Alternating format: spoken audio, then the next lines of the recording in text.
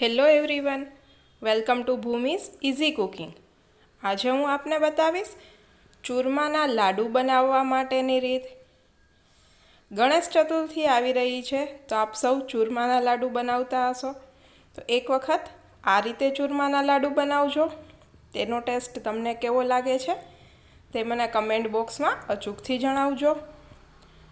ચૂરમાના લાડુ બનાવવા માટે આ વિડીયોને છેલ્લે સુધી અચૂક જોજો અને ચેનલ પર નવા હોય તો સબસ્ક્રાઈબ કરવાનું ભૂલશો નહીં. સબસ્ક્રાઈબ કરવું એકદમ ફ્રી છે.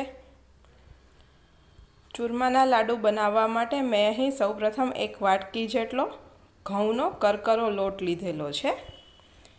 ત્યારબાદ તેમાં 3 ચમચી જેટલો રવો ઉમેરેલો છે. 1 વાટકી લોટ સાથે 3 ચમચી રવો તથા 1 ચમચી ચણાનો લોટ ઉમેરેલો છે. ત્યારબાદ તેમાં 3 ટેબલસ્પૂન જેટલું તેલ ઉમેરેલું છે. આપણે જે રીતે મોણ આપીએ તે રીતે તેલ ઉમેરી તેને હળવા હાથથી મસળવાનું છે. તો આ રીતે 3 ટેબલસ્પૂન જેટલું તેલ ઉમેરેલું છે. હવે તેને એકદમ સારી રીતે મિક્સ કરી દો. મુઠ્ઠી પડતું મોણ થાય તેટલું તેલ ઉમેરવાનું છે. તમે જોઈ શકો છો કે એકદમ સારી રીતે બધું મિક્સ થતું જાય છે અને આ રીતે મુઠ્ઠી પડતું મોણ પણ થઈ ગયું છે. તો હવે તેમાં સતપ કરેલું પાણી ઉમેરી તેને ભેગું કરતું જવાનું છે. પાણીને થોડું જ ગરમ કરવાનું છે અને તેને ઉમેરતું જવાનું છે. પાણી એકદમ વધારે નથી ઉમેરવાનું. તમે થોડું પાણી ઉમેરશો તો પણ લોટ આ રીતે મિક્સ થઈ જશે અને તેના મુઠિયા બની જશે. તો તમે જોઈ શકો છો કે એકદમ જ સરળતાથી આ મુઠિયા તૈયાર થઈ જાય છે. તો આ રીતે બધા લોટના મુઠિયા કરી લો. આ રીતે મુઠિયા બની જાય ત્યારબાદ તેને તળવાના છે. તો આ મુઠિયા તળવા માટે એક પેનની અંદર તેલ લો. તેલ ગરમ થાય એટલે ગેસની આંચ ધીમી કરી દો. તેલ ગરમ થાય એટલે ગેસની આંચ ધીમી કરી તેમાં તૈયાર કરેલા મુઠિયા ઉમેરી દો અને તે લાઇટ બ્રાઉન કલરના થાય ત્યાં સુધી તેને તળવાના છે. આ રીતે તમે જોઈ શકો છો કે એક સાઈડ થોડા કૂક થાય એટલે તેને ઉથલાવી દેવાના છે.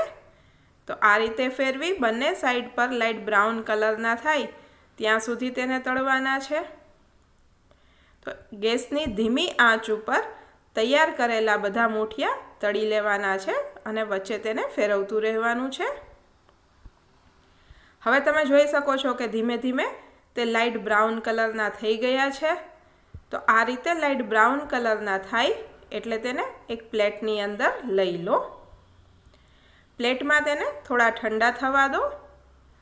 ઠંડા થાય ત્યારબાદ આ રીતે તેના ટુકડા કરી દો જેથી કરીને એકદમ જ ઠંડા થઈ જાય. રૂમ ટેમ્પરેચર પર આવે ત્યાં સુધી તેને ઠંડા કરવાના છે. હવે આ રીતે તૈયાર થયેલા દરેક ટુકડાને મિક્સચર બોલની અંદર ક્રશ કરવાના છે. તો એકદમ ઠંડા થઈ જાય, રૂમ ટેમ્પરેચર પર આવી જાય ત્યારબાદ તેનો ભૂકો તૈયાર કરવાનો છે.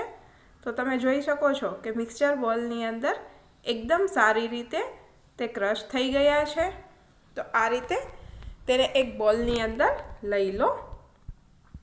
હવે એક પેનની અંદર 4 ચમચી જેટલો ગોળ લઈ તેમાં ઘી ઉમેરેલું છે. તેને આ રીતે હલાવતા રહો. તમે જોઈ શકો છો કે ધીમે ધીમે ગોળ ઓગળતો જાય છે અને ઘી પણ તેની સાથે સારી રીતે મિક્સ થતું જાય છે. તો એકદમ ધીમી આંચ પર જ આ રીતે ગોળ આખો ઉપર આવે ત્યાં સુધી તેને રાખવાનું છે. ગેસની આંચ ફૂલ નથી કરવાની. એકદમ ધીમી આંચ પર જ હલાવવાનું છે અને આ રીતે ગોળ ઉપર આવવા લાગે ત્યાં સુધી તેને રાખવાનું છે. તો તેને હલાવી લો. તમે જોઈ શકો છો કે ધીમે ધીમે બધો જ ગોળ આ રીતે ઉપર આવી ગયો છે. તો ગેસની આંચ બંધ કરી દો. હવે આ ગોળ ઘીના મિશ્રણને તૈયાર થયેલા જે ભૂકો છે તેની અંદર ઉમેરી દેવાનું છે અને મિક્સ કરવાનું છે. ત્યારબાદ તેમાં જાયફળ, કાજુ બદામનો ભૂકો તથા કિસમિસ ઉમેરેલા છે. આ બધું એકદમ સારી રીતે મિક્સ કરી દો. તમે જોઈ શકો છો કે બધું મિક્સ થઈ ગયું છે. તો તમે હાથની મદદથી અથવા આ રીતે મોલ્ડની મદદથી લાડુ તૈયાર કરી શકો છો। તો તૈયાર છે ચૂરમાના લાડુ। એક વખત તમે પણ આ રીતે ઘરે બનાવજો। તેનો ટેસ્ટ તમને કેવો લાગે છે તે મને કમેન્ટ બોક્સમાં અચૂકથી જણાવજો। તમારે ઉપર ખસખસના બી છાંટવા હોય તો તે પણ ઉમેરી શકો છો। વિડીયોને તમારા ફ્રેન્ડ્સ, ફેમિલી મેમ્બર્સ અને રિલેટિવ્સ સાથે શેર કરજો અને ભૂમિઝ ઇઝી કુકિંગ ચેનલને સબસ્ક્રાઈબ કરજો। Thank you for watching my video. ફરી મળીશું નવા એક વિડીયો સાથે। એન્જોય।